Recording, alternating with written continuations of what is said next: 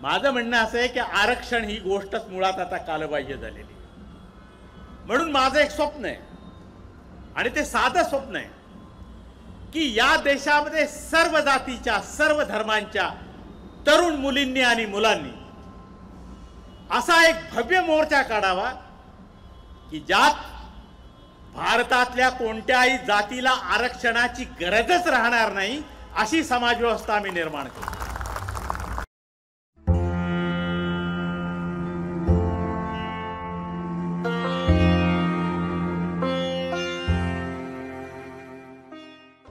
तेव्हा या देशामध्ये जर लोकशाही आणायची असेल तर सामाजिक, धार्मिक आणि सांस्कृतिक क्रांती पहिल्यांदा करावी लागेल. आपल्या लोकशाहीची अडचण काय आहे? आपल्या लोकशाहीची अडचण अशी आहे की ही जी क्रांती आहे, सामाजिक आणि सांस्कृतिक आणि धार्मिक क्रांती, ती आपण केली नाही. आपण डायरेक्ट लोकशाही आणली. त्याचा परिणाम असा झाला की आपलं मन अजून लोकशाहीवादी नाही.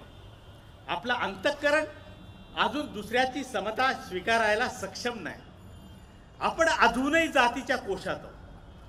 अजून आपल्यालाही आपल्या उच्च जातीचे अहंकार आहेत. नीच जातीकडे, स्त्रियांच्याकडे आपण वाईट नजरेने बघतो. मला या लालबागचा अभिमान याच्यासाठी आहे की महात्मा ज्योतिराव फुल्यांनी भारतातल्या कामगार चळवळीचा पाया या लालबागमध्ये घातला आणि लोखंडेंनी ही चळवळ इथे उभी केली. आणि महात्मा ज्योतिराव फुल्यांचा आग्रह असा होता की जोपर्यंत या देशामध्ये शूद्राती शूद्र आणि स्त्रिया म्हणजे सगळे कष्टकरी वर्ग, सगळ्या स्त्रिया आणि सगळे अस्पृश्य एकत्रित आल्याशिवाय या देशामध्ये लोकशाहीची स्थापना होणार नाही.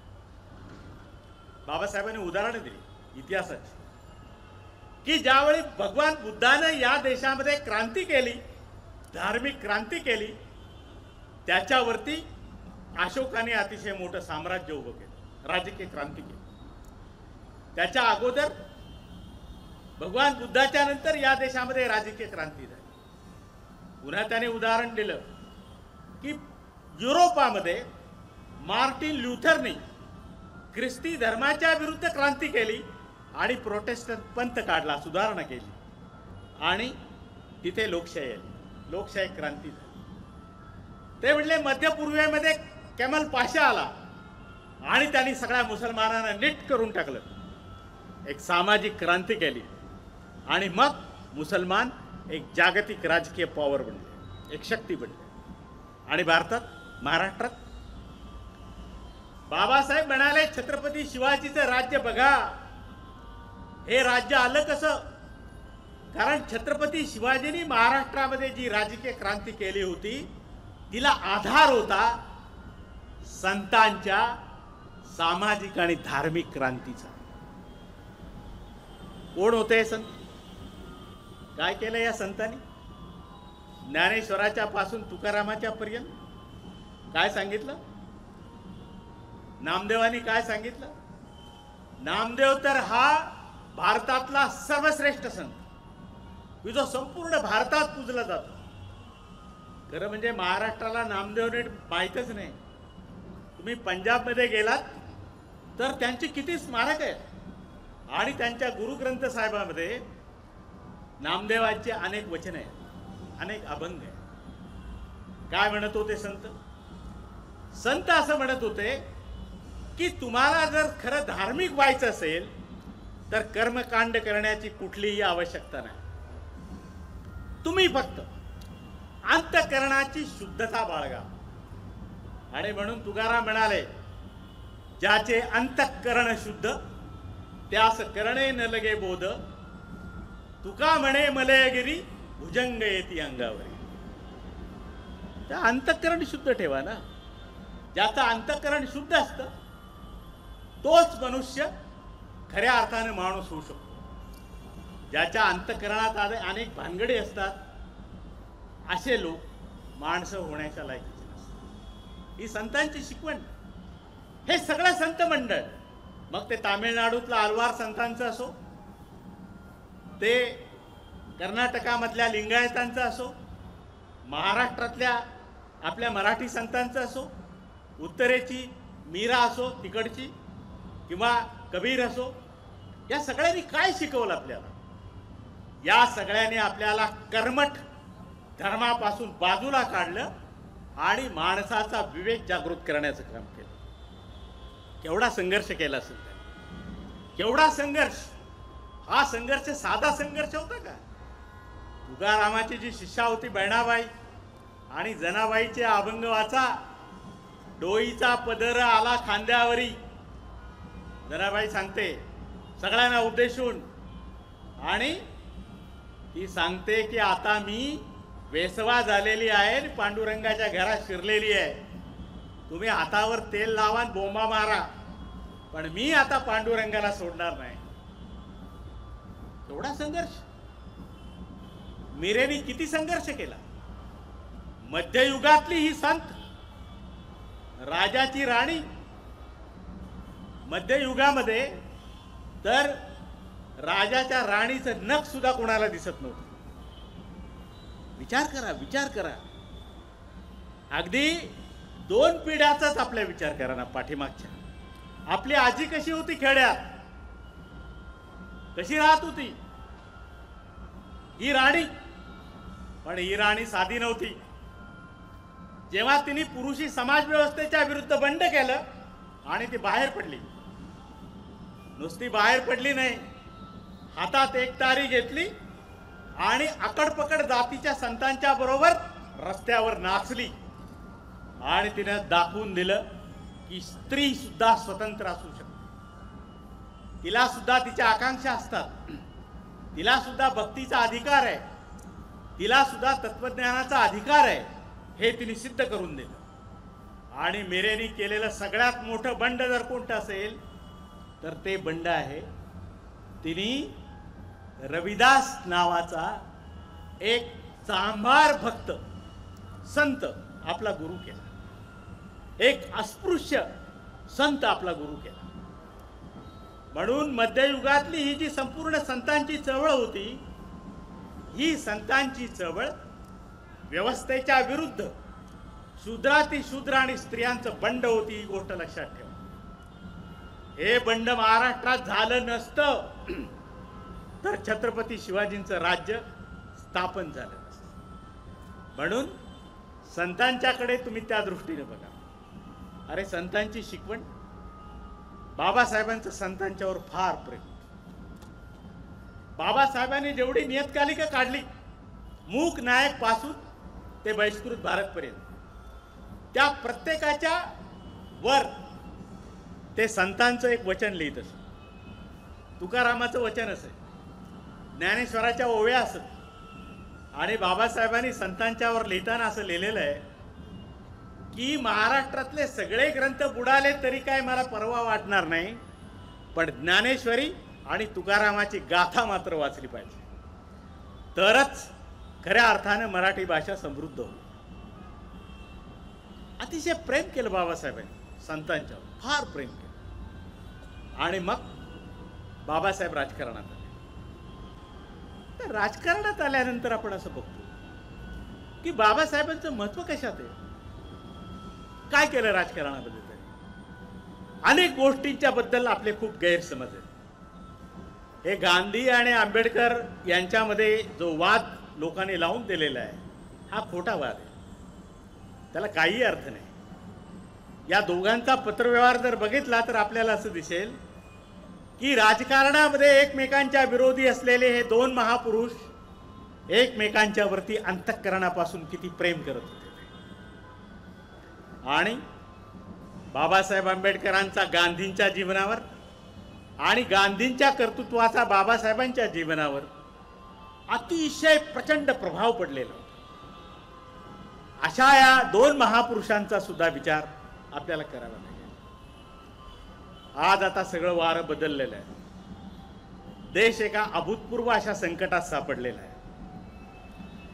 जवळजवळ भारतामध्ये अराजक सदृश परिस्थिती आहे. वेगवेगळ्या जातींचे मोर्चे निघतायत. मी या सगळ्या मोर्चांचं स्वागत करणारा माणूस आहे, कारण हे दुःख आहे, हे दाबून ठेवलेलं आहे. पण हे मोर्चे मूक आहेत.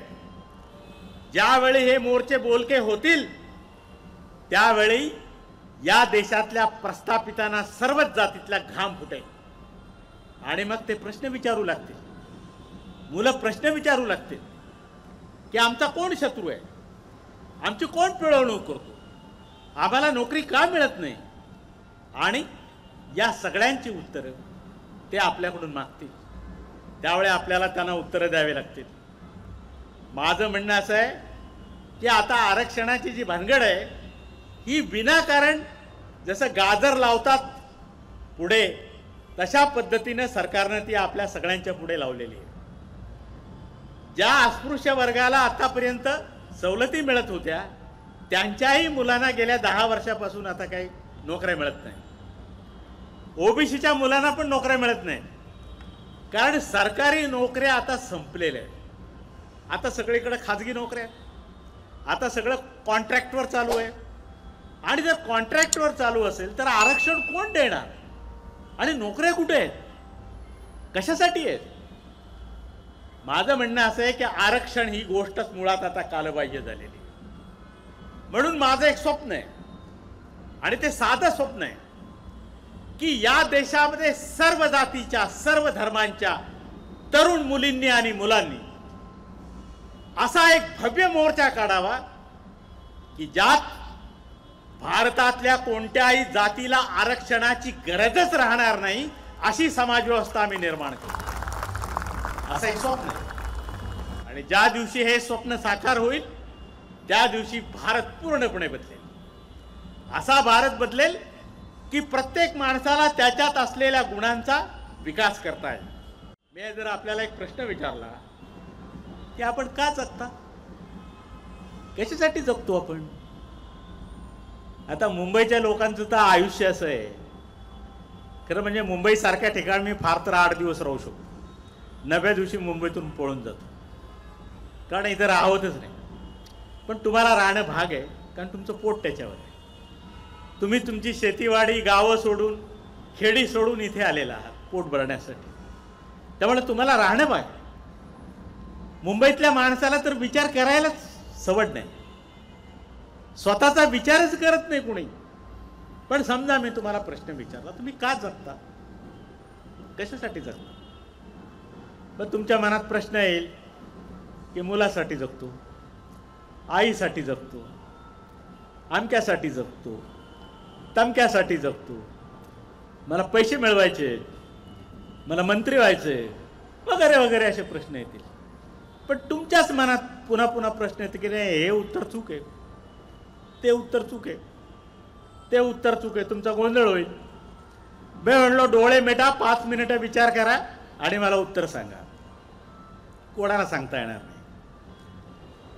म्हणलो 8 दिवस घ्या, विचार करा, उत्तर द्या. नाही सापडतो. 1 महिना घ्या, 3 महिने घ्या, 1 वर्ष घ्या, सांगा उत्तर कुठे आहे. आपण का जगतो, कशासाठी जगतो. मी एका शाळेत गेलो होतो. आमच्या अहमदनगर जिल्ह्यामध्ये नाशिक ते पुणा हा जो रस्ता आहे त्याच्यावर चंदनापुरी नावाचं एक गाव आहे, मला आठवते. आणि तिथे प्राथमिक शाळेचा स्नेहसंमेलनाचा कार्यक्रम होता आणि मला तिथे बोलावलं होतं. मी महाराष्ट्रातला किती मोठा वक्ता असलो तरी त्या लहान पोरांच्या पुढे गेलो ना की माझे पाय थरथर कापू लागतात नव्या वक्त्यासारखे, कारण मला त्यांच्यासमोर काय बोलताच येत नाही. मी असाच प्रश्न विचारला की आपण का जगतो बाळानो. मला वाटलं जसं तुम्ही आता गप्प बसले तसे ती पोरं पण गप्प बसतील. पण एक 6वीतलं पोरग त्याने वर हात केला. मला म्हटलं आपल्याला गुरु भेटला. अरे उत्तर देतोय, गुरु भेटला. म्हटलं सांग रे बाळा का जगतो. तो म्हणला सर आपण जगतो कारण आपल्याला मरता येत नाही म्हणून. अरे खरंच आहे हो, कारण इथं येणं आणि इथून जाणं हे माणसाच्या हातात नाही. इथं आपण अपघाताने आलेलो आहोत, आपल्या इच्छेने आलेलो नाही. आणि माणूस हाच एक असा प्राणी आहे की ज्याला हे नक्की माहित आहे की आपल्या जीवनाचं अंतिम सत्य मृत्यू आहे. आपण एक दिवस नक्की मरणार आहोत. हे फक्त माणसालाच माहिती आहे, इतर प्राण्यांना माहिती नाही. इतर प्राण्यांना मरणाची भीती वाटते. माणूस हाच एक असा प्राणी आहे की ज्याला हे नक्की माहिती आहे आपण एक दिवस मरणार. आणि या भीतीपोटी हे सगळे धर्म निर्माण झाले, हे सगळे देव निर्माण झाले. देवाचा उगम कधी झाला? जेव्हा माणूस शेती करायला लागला तेव्हा. जंगली होता तोपर्यंत देव नव्हते. त्याचे देव चंद्र, सूर्य, सगळा ऋग्वेद, आपले वैदिक वाङ्मय जे आहे ते सगळे नैसर्गिक देवतांनी भरलेले. हे जे आपण ज्यांना देव म्हणतो ना, हे देव नंतर माणसाने निर्माण केलेले. माणसाला देवाने नाही निर्माण केले, देवाना माणसाने निर्माण केले त्याच्या आकाराप्रमाणे. जसं बायबलमध्ये म्हटलंय की ईश्वराने माणूस निर्माण केला. कसा? In the image of God. माणसा देवासारखा माणूस निर्माण केला. लोअर दॅन द एंजल्स, थोडासा एंजलच्या खालच्या पायरीवर. आपण पण माणसं उत्क्रांत झालेले आहोत. डार्विनने सांगितलं आपल्याला कोणी निर्माण केलेलं नाही, आपण उत्क्रांत झालेले प्राणी आहोत हळूहळू अमेबापासून. आणि आज माणूस हा एकमेव प्राणी असा आहे की ज्याला हे माहित आहे आपण एक दिवस नक्की मरणार. मग आपण काय तत्वज्ञान केलं, काय धर्माने सांगितलं? तुम्ही जर भगवद्गीता वाचली तर तुम्हाला पहिल्यांदा कळेल काय. पांडव आणि कौरव यांचं युद्ध सुरू झालं. ते अर्जुन काय लढायला तयारच होईना हो. अर्जुन श्रीकृष्णाला म्हणणार यानं मारू कशासाठी?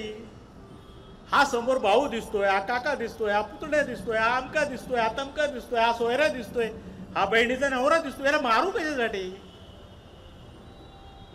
मला नको ते राज्य, मी नाही मारणार. का मारू? आणि अर्जुनाने श्रीकृष्णाला विचारलेला हा जो प्रश्न आहे पहिल्या अध्यायात, त्याचं उत्तर 18 अध्याय संपेपर्यंत कुठेही तुम्हाला सापडत नाही. श्रीकृष्णाचं दुसऱ्या अध्यायामध्ये एक साधं वाक्य आहे की अरे तू यानं मारतोयस कुठे? हे मरतच नाहीये, कारण यांचा आत्मा जिवंत आहे. आणि मग आत्म्याची कल्पना आहे की चला एक शरीरात काहीतरी आत्मा नावाची भानगड आहे, ती मरत नाही. आता आहे का नाही कोणाला माहिती नाही. सायंटिस्टला विचारलं तर ते म्हणतात असली काही भानगड नाही, कारण हे जे माणसाचं शरीर आहे हे 4 पंचमहाभूतांनी बनलेलं आहे. त्याचा संयोग संपला की माणूस मरतो. त्यामुळे हे असलं काही नाही. पण आपण म्हणलो नाही, मरायची भीती आहे ना. आपण मरतो कुठे? आपला आत्मा तर जिवंत आहे. पण जगात कसे काय राहणार आत्मा जिवंत आहे? मग आपल्याकडं पुनर्जन्माचा सिद्धांत. अरे मी मरतो कुठे? माझा आत्मा अमर आहे. मग पोराच्या पोटी जन्म घेईल, पोरगा नसला तर पोरीच्या पोटी जन्म घेईल, पोरगी नसली तर पुतण्याच्या पोटी जन्म घेईल, पण मी येईनच इथे. हे माणसाचं केलेलं सांत्वन आहे. म्हणून माणूस मृत्यूच्या भीतीपासून मुक्त कधी होऊ शकतो? माणूस मृत्यूच्या भीतीपासून त्याच वेळी मुक्त होऊ शकतो. बुद्धाने सांगितलं की ज्या वेळी तुम्ही मृत्यूच्या स्वागताला हार घेऊन उभे राहाल, त्या दिवशी तुमच्या मनातली मृत्यूची भीती संपेल. आणि एकदा माणसाची मृत्यूची भीती संपली की हे सगळे माणसाचे व्यवहार जे आहेत ते पूर्णपणे नैतिक होते. जोपर्यंत माणूस मृत्यूच्या भीतीच्या सावटाखाली असतो तोपर्यंत तो त्याची प्रगती करू शकत नाही.